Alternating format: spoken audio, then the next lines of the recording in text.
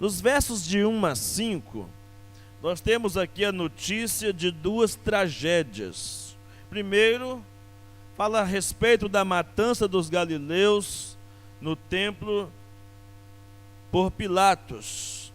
E, em segundo lugar, fala de um acidente acontecido na Torre de Siloé, onde 18 homens foram mortos com a queda da torre. Havia naquela época uma noção errada de que as coisas ruins aconteciam com as pessoas simplesmente por causa do pecado. E, aliás, era crença comum. A Bíblia conta a história, por exemplo, no capítulo 9 do Evangelho de João, daquele cego de nascença, que quando foi curado pelo Senhor, e os discípulos perguntaram a Jesus, e algumas pessoas também ficaram incomodadas com aquele milagre, e a pergunta que se fizeram a Jesus foi: quem foi que pecou? Foi ele ou foram seus pais que pecaram, para que ele nascesse dessa forma? Ao que Jesus respondeu que nem ele nem os seus pais haviam pecado. Ele havia nascido daquela forma para que a glória de Deus se manifestasse nele. É preciso que nós tenhamos uma compreensão clara, irmãos, que independentemente de qualquer circunstância que nos ocorra, independentemente de qualquer coisa que acontece ao nosso redor, a Bíblia diz que todas as coisas acontecem para a glória de Deus. Não sabemos precisar exatamente como, mas sabemos que a Bíblia diz que todas as coisas também concorrem para o bem daqueles que amam a Deus. E quando a Bíblia diz todas as coisas, é de fato todas as coisas mesmo. Tanto as coisas ruins, quanto as coisas boas.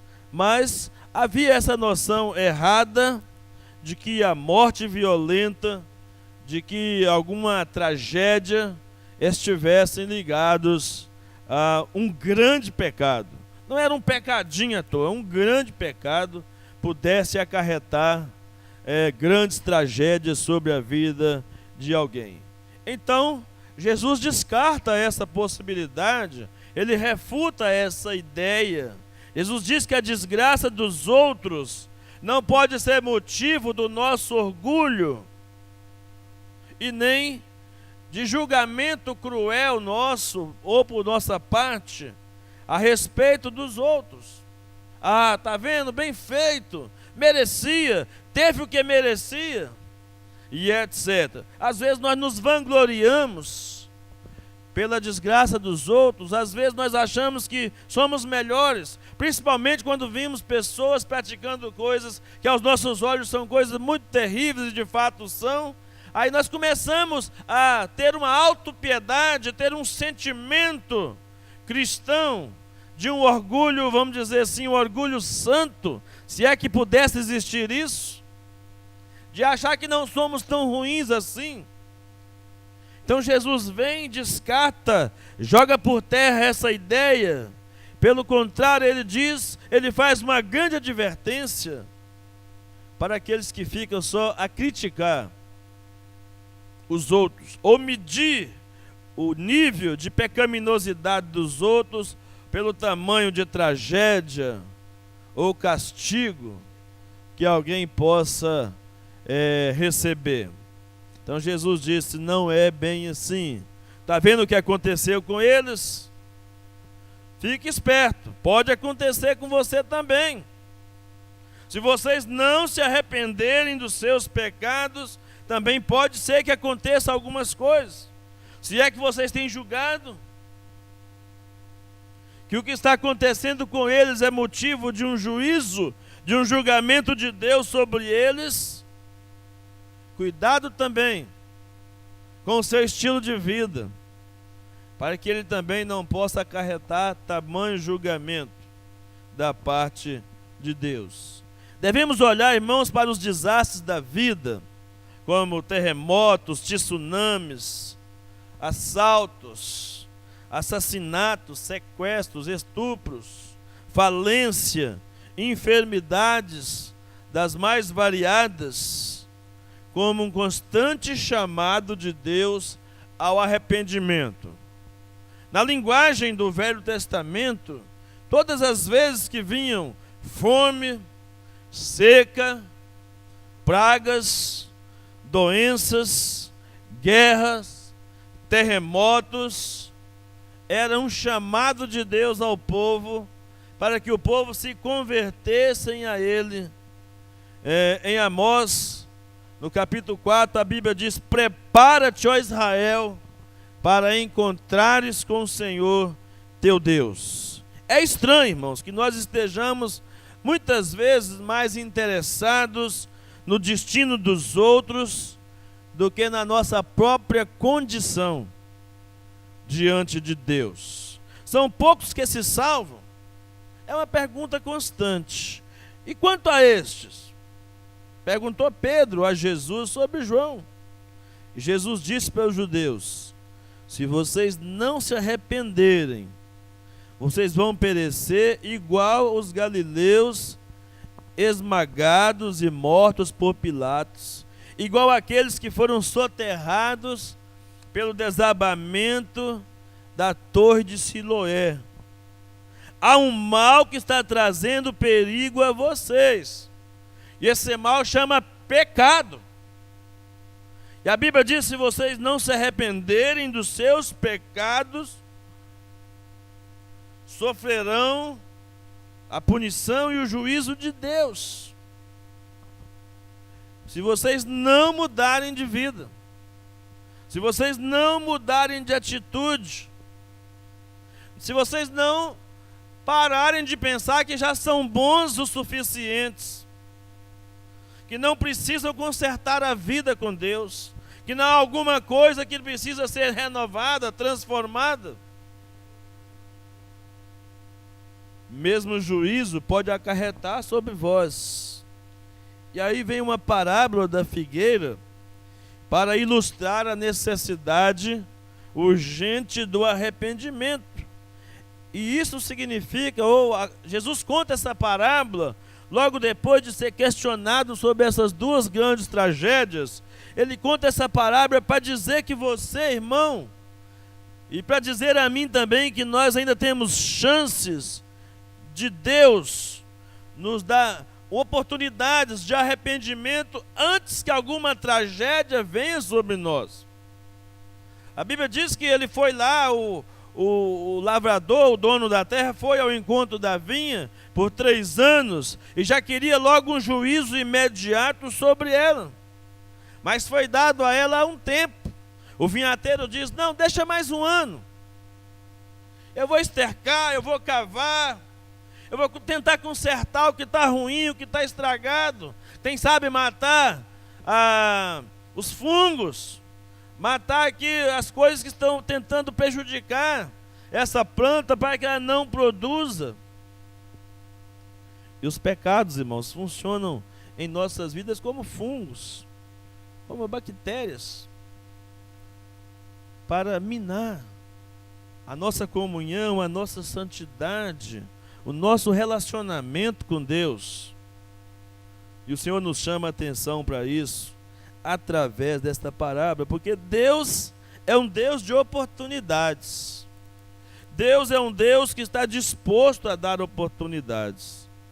Não há ninguém que possa reclamar que não tenha tido oportunidades da parte de Deus de se arrepender dos seus pecados. Aliás, todos nós que estamos aqui esta noite somos frutos desta oportunidade de Deus, desta chance que Ele nos deu ao arrependimento. Muita gente acha que a volta de Jesus está tardia, mas nós estamos vivendo no tempo da graça, no tempo da oportunidade.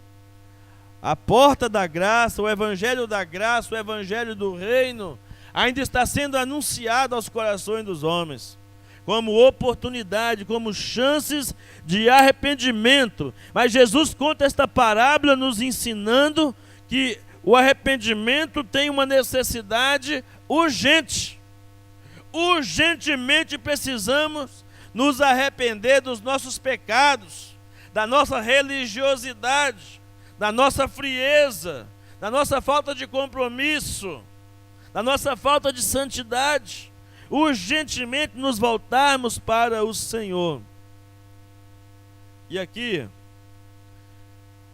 nesta parábola, nós podemos tirar algumas lições a respeito da bondade de Deus e do clamor dele pelo arrependimento aos nossos corações. Primeiro, a Bíblia diz que uma figueira foi plantada. Isso me faz lembrar aquilo que Jesus disse lá em Mateus, capítulo 15, versículo 13. Toda planta que meu Pai Celestial não plantou será arrancada. Essa figueira não estava ali por acaso. Ela simboliza alguém que Deus tem plantado na casa do Senhor. Você que faz parte do plano eterno de Deus, você que se sente um escolhido e que de fato é um escolhido de Deus pela fé em Cristo Jesus. Aquele a quem o Senhor chamou e salvou por graça, por misericórdia. Então a figueira plantada representa o fato de que você não está aqui por acaso. Você foi colocado aqui por Deus. E quando Deus nos coloca como uma planta no seu reino, nos coloca para florescer. A Bíblia diz no Salmo 1 que aquele que medita dia e noite na palavra do Senhor é como a árvore plantada junto à corrente de águas ou ao ribeiro de águas, que as folhas não caem, que dá muito fruto e que tudo quanto fizer prosperará, diz o Senhor. A figueira, irmãos, não somente estava plantada naquele terreno, mas pela conversa do patrão aqui, ela estava plantada num lugar de destaque, a ponto de chamar a atenção. Se ela tivesse escondida em um determinado canto, de repente, o dono da vinha nem se lembrasse dela. Mas ela estava numa posição de destaque. E a posição de destaque era tão grande que ele não pode uma árvore que está numa posição de destaque como esta não produzir o fruto desejado ou esperado que ela produza. Não pode ficar ocupando o espaço inutilmente sem a produção dos frutos. Então, a Bíblia, quando coloca essa questão de que ela estava no meio da vinha, para dizer que nós, quando somos chamados por Deus, nós somos colocados num lugar de destaque em relação ao mundo. O povo de Deus é um povo diferenciado, irmãos. O problema é que nós muitas vezes nos misturamos, nos igualamos tanto com o mundo, que nós não sabemos o valor e a diferença que nós fazemos, ou o valor que nós temos diante de Deus como povo de Deus. O povo de Deus não sabe o quanto ele é valioso aos olhos de Deus. Mas a Bíblia diz que nós somos cabeça e não cauda. A Bíblia diz que nós somos filhos de Deus. A Bíblia diz que nós somos herdeiros de Deus e co-herdeiros com Cristo. A Bíblia diz que nós somos luzeiros no mundo. A Bíblia nos diz que nós somos o povo que dá sentido à existência no mundo. Aliás, o mundo ainda está de pé por causa da igreja. Irmãos, esse mar de corrupção que desencadeou no nosso país é por causa da igreja. É para que a igreja sobressaia. É para que a igreja se manifeste. Não é para que a igreja se misture com eles, não. É para que a igreja de Cristo sobressaia. Para que esse mundo saiba que a solução para o Brasil não são os políticos. A solução para o Brasil é o Senhor Jesus, vivenciado a cada dia na vida de cada um dos seus filhos que vivem para a glória de Deus. Esta é a esperança para o Brasil. Quando cada pessoa nesse país puder ver Cristo em cada um de nós, nas nossas ações, nas nossas palavras, no nosso comportamento. A Bíblia diz que nós somos sal da terra e luz do mundo. A Bíblia diz que nós somos o suave perfume de Cristo. É para fazer diferença. São todos adjetivos dados a nós, dados à igreja, colocando a igreja numa posição de destaque, não para que ela fique presa dentro de si mesma, mas para que ela faça diferença no mundo. Nós somos a menina dos olhos de Deus. Aleluias. E é bom que o mundo saiba disso. E é bom que Satanás saiba disso. Que nós somos a menina dos olhos de Deus. Somos alvos do cuidado de Deus. E se Deus nos planta, e se Deus nos coloca no meio da vinha, nos coloca como destaque no mundo corrompido e perverso, nos coloca num terreno fértil, é porque Deus tem grandes expectativas ao nosso respeito. Aquele fazendeiro tinha grandes expectativas. Certamente ele deveria ter escolhido o melhor lugar da sua fazenda para plantar aquela vinha. Era o terreno mais fértil.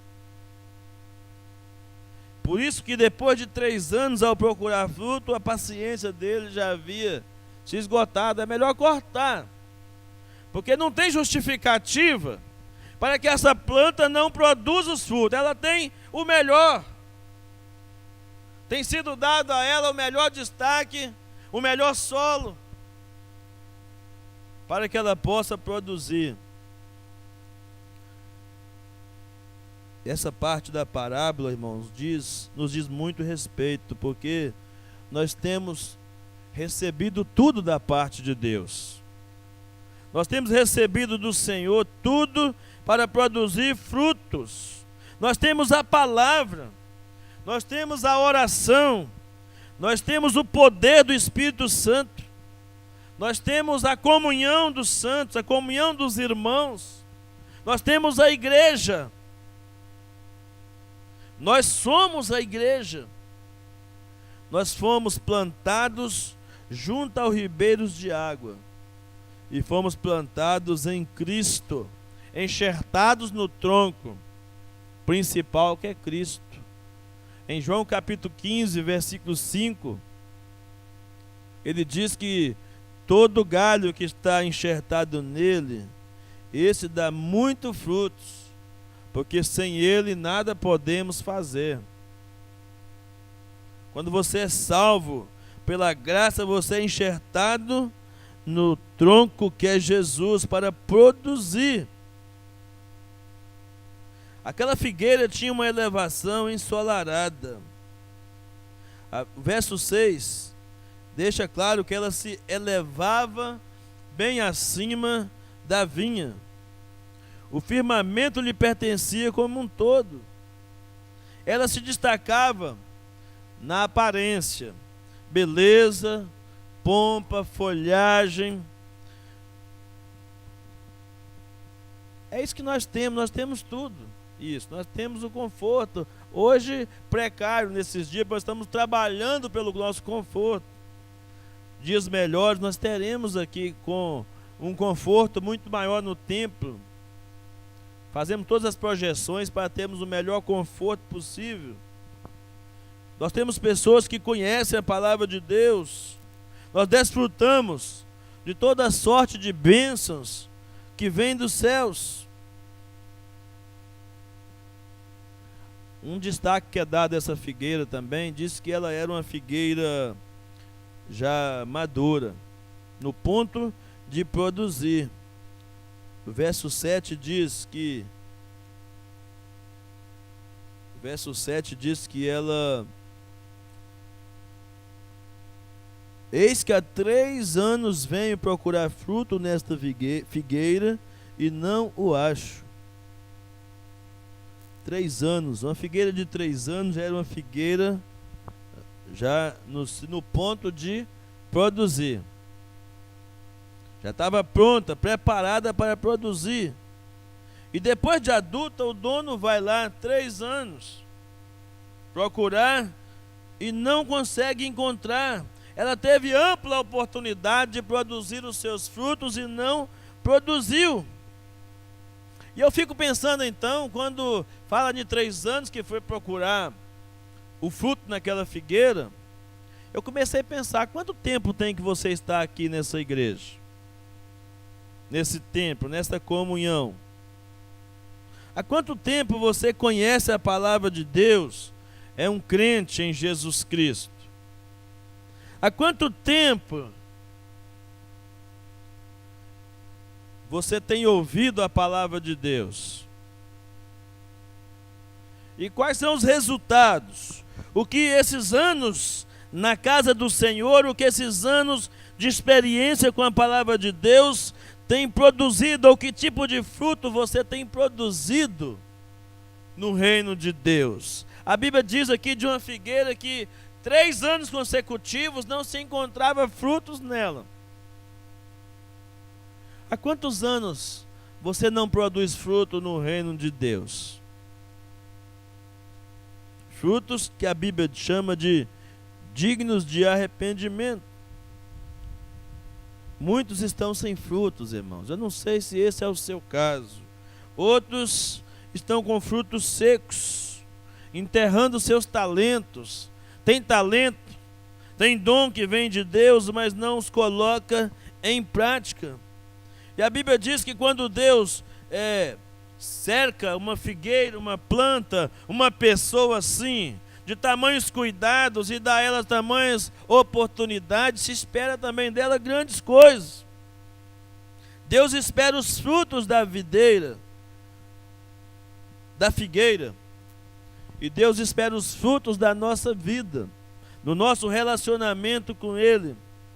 Ele procura frutos, irmãos. Ele não procura folhas. Folha diz respeito à aparência, fachada, beleza exterior. Mas Ele quer é o fruto.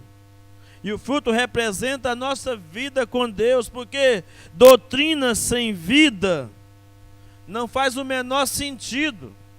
Fé sem obras não faz o menor sentido. Palavra sem prática não faz o menor sentido. Pelo contrário, desagradam o coração de Deus. Uma fé sem obras, uma doutrina sem vida e uma palavra sem prática desagradam o coração de Deus. E Ele tem direito de esperar pelo fruto, ou não. Foi Ele que plantou. Quem planta tem direito de esperar a colheita. Aliás, é o primeiro que deve colher os frutos da colheita. Ele nos plantou, Ele cuidou de nós, Ele cuida de nós, Ele nos amou e continua nos amando. Ele nos deu o seu Filho amado. Ele mandou-nos o seu Espírito Santo para habitar em nós. Nos deu a sua palavra. Colocou o seu poder à nossa disposição. Encheu-nos de capacitações com os dons espirituais. Não há ninguém que possa dizer que não tenha nenhum dom sequer. Não há ninguém que possa dizer que tenha todos. Aliás, porque quem tem todos os dons é apenas o Espírito Santo. O próprio nome já diz que os dons são do Espírito Santo. Ele dá a quem Ele quiser e pode tomar a hora que Ele quiser também. Mas Ele tem dado à igreja dons. Talvez você não tenha descoberto seus dons. Talvez você não tenha desejado colocar os seus dons em prática. Não tenha aprendido como praticar os seus dons no reino de Deus. Mas Eles estão aí. São capacitações dadas pelo Espírito Santo. Por quê? Porque o propósito de Deus é encontrar em nós uma figueira que dá frutos, uma videira que dá frutos. Porque se nós formos inoperantes, irmãos, a inoperância no reino de Deus é um convite à tragédia. A inoperância no reino de Deus é um convite ao desastre, à esterilidade total no reino de Deus. A esterilidade da igreja ou dos crentes não é um mal neutro. Não é um mal que você pode pensar que tanto faz. Se eu não produzir frutos ou não produzir, a mesma coisa. Não. No reino de Deus não existe neutralidade, irmãos. No reino de Deus não existe ficar em cima do muro. Ficar em cima do muro é desastroso. A figueira só estava tirando força, substância da terra e não estava produzindo nada em troca. Muitas vezes nós temos recebido de Deus e não temos dado nada em troca no reino de Deus. Para o crescimento do reino de Deus. Aquela árvore, inclusive, retirava outras árvores por meio da sombra, o calor e a seiva dela, tirava a oportunidade de outras árvores. Quando somos estéreis, quando somos inoperantes no reino de Deus, nós prejudicamos outras pessoas. Prejudicamos a nós mesmos, prejudicamos as pessoas, porque a chance que o mundo tem de ver a luz de Cristo brilhar é em nós. E se a luz de Cristo não brilha em nós, significa que há pessoas que vão viver nas trevas. Se a luz de Cristo não brilha em nós, significa que há pessoas que vão viver na escuridão, afastados da graça e do amor de Deus. Além de nós não produzirmos, além de nós não crescermos, de não agradarmos a Deus, nós impedimos que outras pessoas conheçam a maravilhosa luz do Evangelho de Jesus. Quando somos inoperantes, prejudicamos a obra de Deus. Ou você é bênção, ou você é maldição. Ou você ajunta, ou você espalha. Ou você é de Cristo, ou você é contra Cristo.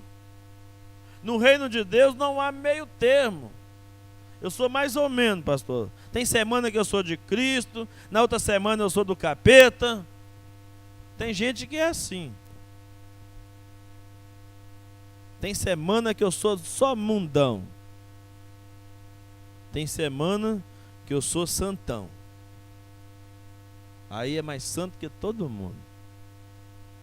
Qual tem sido o nosso comprometimento com a palavra de Deus, irmãos? Inoperância e esterilidade são uma negação da nossa fé, ou da fé que nós professamos. Por que você é crente? Por que você foi salvo? Nós pregamos aqui 2 domingos seguidos. Por que eu devo vir à igreja? Por que eu venho à igreja? Qual a razão de eu vir aqui, de eu estar aqui com os irmãos? O que Deus espera de mim? Quando você acorda todos os seus dias, sabe que você está preocupado sobre o que Deus pensa a seu respeito? Quando você acorda todos os dias, você pensa o que Deus está esperando de você nesse dia que você acordou? Ou então você está preocupado de saber o que o seu patrão vai pensar de você, o que o seu pai, o que sua mãe, o namorado, a namorada.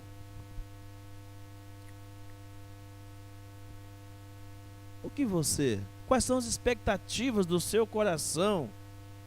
Quais são as expectativas em relação ao reino de Deus? Irmãos, quando eu não dou frutos, eu ocupo lugar inutilmente.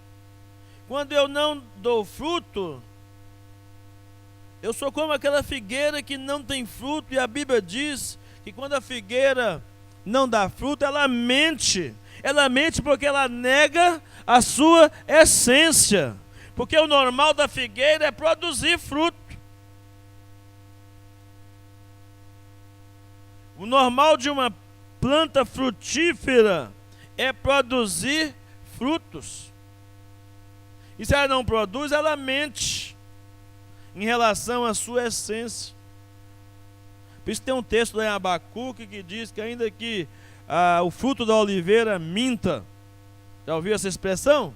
Está lá em Abacuque 3. Ou seja, ela deixa de produzir o que ela está destinada a produzir. Somos assim também quando não estamos produzindo fruto. E porque a figueira, quando ela está prestes a dar o fruto, ela dá as folhas. Ela tem a aparência de que está dando fruto. Aí a pessoa vai lá olhar e não tem um fruto. Ela enganou a pessoa. Assim somos nós quando nós não produzimos fruto no reino de Deus. Alguém vem e acha que nós somos bons crentes. Crentes exemplares. Modelo. Mas quando vê o resultado da nossa vida, não há fruto. Não há indicação do fruto em nossa vida. Quando a figueira não tem fruto, irmãos, pessoas passam fome perto dela. Quando a figueira não tem fruto, ela frustra o dono que fez um grande investimento. Eu não sei se você sabe, mas Deus fez um grande investimento em você. Pagou um preço caro pela sua alma. Foi, a Bíblia diz que nós somos comprados por sangue. O sangue de Cristo, o preço mais alto que se podia pagar. É o preço do resgate, o preço da redenção. Redenção é quando alguém dava a vida em troca de outra pessoa. Era muito usado na linguagem do Velho e Novo Testamento, quando alguém resgatava um escravo. Alguém que não tinha direito absolutamente a nada.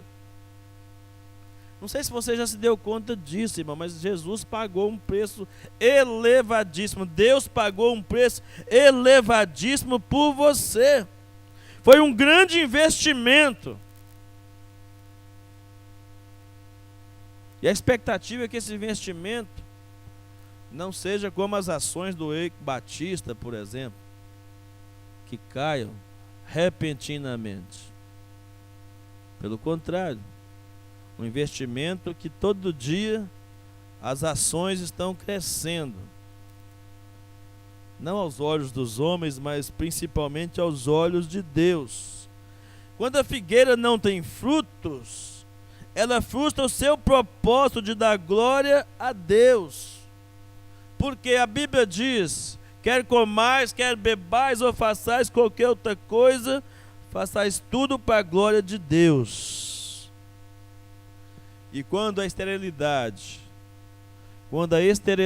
fica muito crônica, aí tem que ser tomada uma medida mais drástica com relação à esterilidade. A Bíblia diz que o machado está na raiz.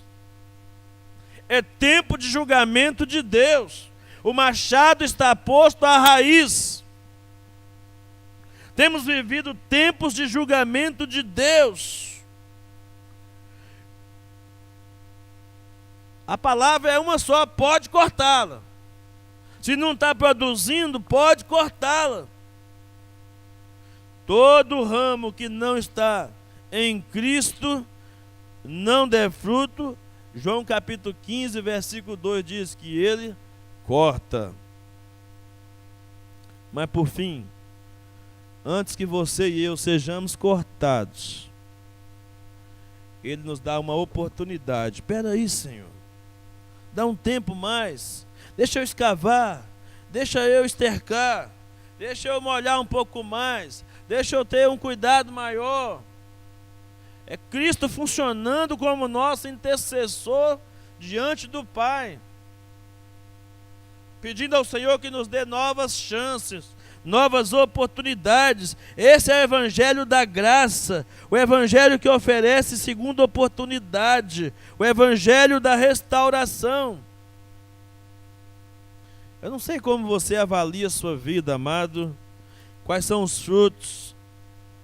Quantas pessoas que estão nesta igreja esta noite, que é fruto do seu trabalho diante de Deus. Não sei quantos estão aqui, fruto do trabalho seu, ou de maneira direta, ou de maneira indireta, como você tem contribuído no reino de Deus. Se você se sente seco, se você se sente vazio, afastado, sem fruto, a hora é essa. O evangelho da graça é o evangelho da oportunidade.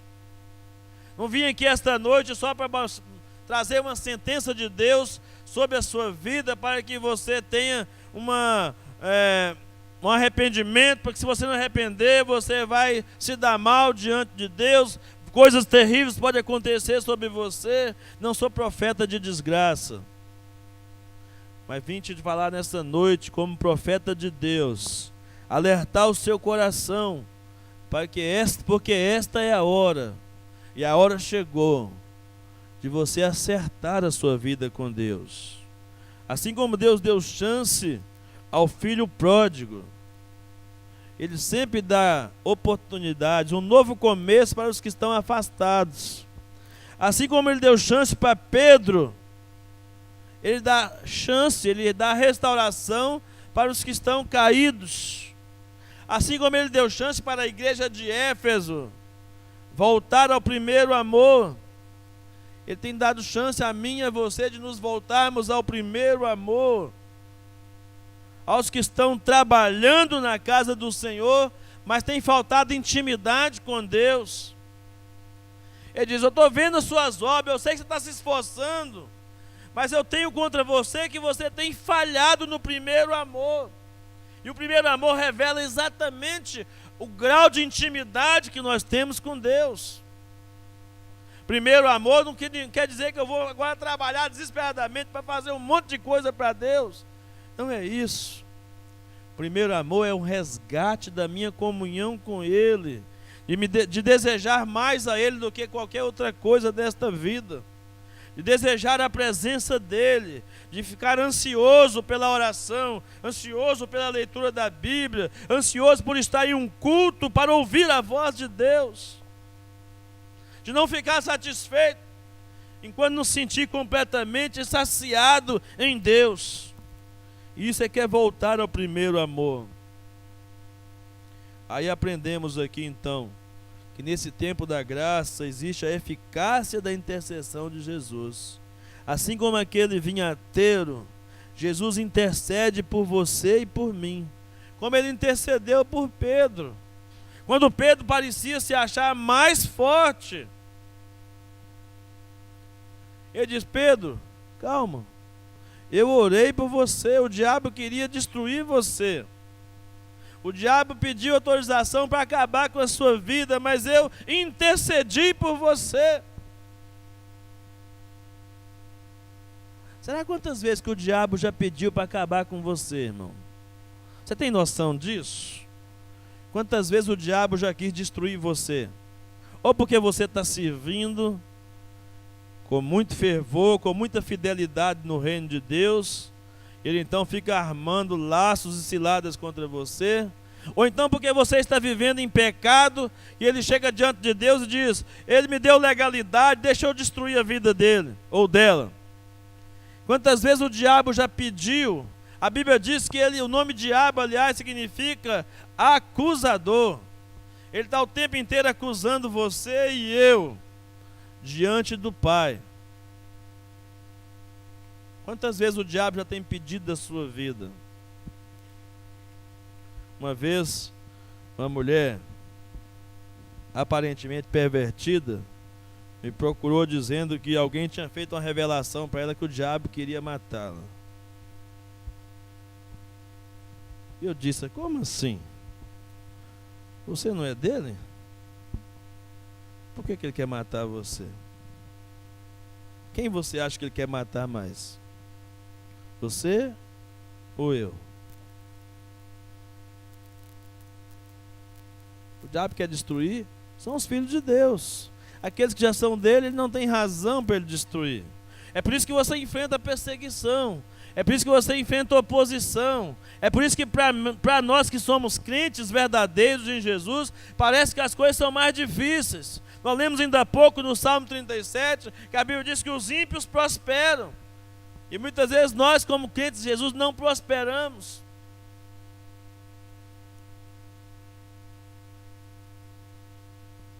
Mas Jesus entra com intercessão a nosso favor. Ele conhece, irmãos, as suas frustrações. Jesus conhece as suas e as minhas frustrações. Jesus conhece as suas quedas e as minhas quedas. Ele conhece. Ele viveu como homem. Ele ainda clama em meu favor. Ele ainda clama em seu favor. E o perdão de Deus, irmãos, é algo surpreendente. Havia um castigo decretado sobre aquela figueira. O dono da vinha disse: corta. Mas diante da intercessão, ele espera para cortar ou não. Dá mais um ano de chance, de prazo, de oportunidade. Ele suspende o castigo já decretado, porque Deus não é intransigente. Porque Deus não é aquele camarada que fica ali com a justiça lhe cegando. Não, já falei que vou cortar, agora vai cortar e pronto, acabou. Nem uma chance mais. Não, Deus dá sempre. Deus é alguém que não se cansa, irmãos. Deus está sempre dando a nós novas chances, novas oportunidades de nos arrependermos, de nos tornarmos pessoas agradáveis aos olhos dele. E aí ele diz que os investimentos devem ser aumentados. Nos oferece não apenas perdão, mas investe ainda mais. Escave ao redor. Isso às vezes machuca, dói, fere, mexe, corta algumas raízes, corta alguma coisa que não está em sintonia, aquelas coisas que estão impedindo a figueira de brotar e de produzir o fruto. Desinstala muita coisa que está arraigada, perpetuada dentro de nós. Quando ele começa a escavar, é mais ou menos a mesma expressão que o salmista usa no Salmo 139, quando diz: sonda-me, ó Deus, e conhece o meu coração. Vê se há em mim algum caminho mau e guia-me por caminho eterno. Sonda-me, vasculhe, vai lá no profundo do meu ser, veja o que está me pedindo, Senhor. Não sei quantas vezes você já orou de maneira insistente e desesperada diante de Deus, pedindo: Deus, olha o que há de mais secreto, de mais profundo no meu ser, e vê o que está me impedindo de ser o crente que tu desejas que eu seja, de ser a pessoa que tu desejas que eu seja. Eu não sei quantas vezes você já chorou na presença de Deus, pedindo para Ele: muda, arranca, transforma, faz o que for necessário, mas não me deixe do jeito que eu estou. Eu quero ser diferente, eu quero ser novo, eu quero ser transformado, eu quero ser restaurado pelo teu poder. Eu não sei quantas vezes você já fez, mas eu sugiro que você faça isso em nome de Jesus. Chegue diante do Senhor com a convicção de que você precisa mudar. Chegue diante do Senhor não como alguém que vai se justificar diante dele, mas como alguém que está sem nenhuma condição de reivindicar coisa alguma, senão uma transformação interior. E não somente isso, a graça não proporciona só o perdão, a suspensão do castigo. Permite que se escave ao redor, que vá mais fundo nas nossas entranhas, mas também diz que há necessidade de pôr mais adubo, de estercar, de ser revitalizado. Quem sabe nesta noite há áreas na minha vida, há áreas na sua vida, meu irmão, que precisa ser revitalizada diante do Senhor. O seu tempo de oração a sós com Deus, o seu tempo de leitura da palavra. Quanto tempo você não faz um jejum? Quem sabe você está precisando de fazer um jejum? Quanto tempo você não fica muito tempo em oração? Quanto tempo você não tem lido a sua Bíblia? Quem sabe algumas coisas precisam ser revitalizadas nesta noite, como esse esterco, esse adubo que tem que ser colocado ao pé da figueira, para que se produza frutos, testemunho. Deus está dando oportunidades, irmão. Não jogue as oportunidades fora, não jogue os recursos de Deus fora. Não adianta nada você ter os recursos das suas mãos e não fazer uso. Isso me fez lembrar uma vez que alguém me disse que vinagre de maçã era bom para poder controlar o colesterol e perder peso. Eu fiquei entusiasmado, comprei, cheguei até a vender vinagre de maçã. Deve ter alguém aqui, deve ter comprado vinagre de maçã na minha mão. E eu comprei e deixei lá no armário. Ficou lá uns 30 dias, 60 dias. Depois encontrei com um cara. Eu falei com o cara, você disse que vinagre de maçã era bom para emagrecer, para combater o colesterol, mas eu não vi o resultado. Ele disse, mas você tomou? Estava lá no armário, fechado. Eu tentei. Tinha aberto um, mas não teve jeito, era muito ruim. Mas era o remédio certo.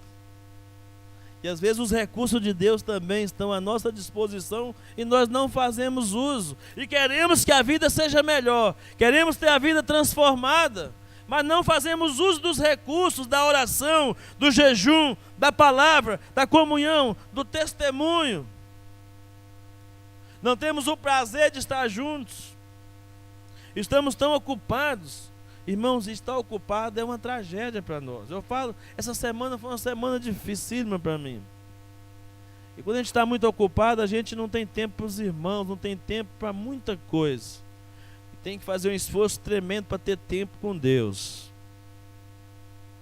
A gente ocupa demais com tantas outras coisas. Deus está dando à nossa igreja, irmãos, uma nova oportunidade. Deus está dando a você e a mim uma oportunidade de ser uma igreja viva, uma igreja santa, uma igreja alegre, uma igreja acolhedora, uma igreja evangelizadora, missionária. Deus está nos dando essa oportunidade. Jesus tem intercedido por nós dizendo, olha, está vendo a IBNV? Está vendo a Igreja Batista Nova Vida lá no Bromélias? Eu quero escavar um pouco mais, eu quero adubar um pouco mais esta igreja, eu quero fazer essa igreja crescer, eu quero fazer essa igreja dar frutos. Deus está dando uma segunda oportunidade na nossa comunhão com Ele. Quem sabe Deus está dando uma oportunidade para você no seu casamento, no seu trabalho, nos seus negócios, nos seus estudos, para que algumas coisas sejam restauradas em você. Ele nos dá a chance de volta ao primeiro amor. Eu quero dizer para você, irmãos, que enquanto a porta da graça estiver aberta, é tempo de arrependimento. Então volte com urgência para Deus, porque essa porta pode fechar-se a qualquer momento. E aí já não faltará a misericórdia de Deus, porque tem se alongado a cada dia. A graça e a misericórdia, não teremos desculpas, porque a paciência de Deus tem limites. Existe uma oportunidade final. Aquele vinhateiro pediu ao patrão, ao dono da vinha, a oportunidade, mas decretou a sentença. Olha, depois de um ano, depois de tantas oportunidades que forem dadas, aí sim, se não deu nada, não deu fruto, continua do mesmo jeito, então corta e lança fora. Corta e lança fora. Porque, embora a porta da graça esteja aberta, escancarada para nós, nesses dias de tamanhas adversidades, eu quero dizer para você que o dia do juízo virá. O dia do julgamento virá. O cálice da ira de Deus se encherá. Existirá um ponto final. Deus ainda não estabeleceu o julgamento, mas não o anula, a não ser que haja arrependimento. Se houver arrependimento, não há necessidade de julgamento. Julgar mais o que? Se os seus pecados, se os meus pecados forem colocados sobre os ombros de Cristo, se as nossas ações foram colocadas sobre Cristo. Nós temos muitos exemplos de chances e oportunidades que Deus deu antes do juízo, antes do julgamento. O dilúvio. Quando veio o dilúvio, vocês sabem quantos anos que Deus anunciou o dilúvio para poder o dilúvio chegar? 120 anos. Até que o dilúvio viesse. Alguém pudesse até pensar que o dilúvio fosse uma injustiça da parte de Deus. Mas Deus deu 120 anos de espera para aquele povo se arrepender. Quando veio a destruição sobre o exército de Faraó e sobre o Egito, Deus deu 10 oportunidades para eles se arrependerem dos seus pecados. Sodoma, Nínive. Sobre Sodoma, sobre Gomorra, Abraão clamou, intercedeu, até que tivesse 10 justos naquela cidade. A cidade não seria destruída.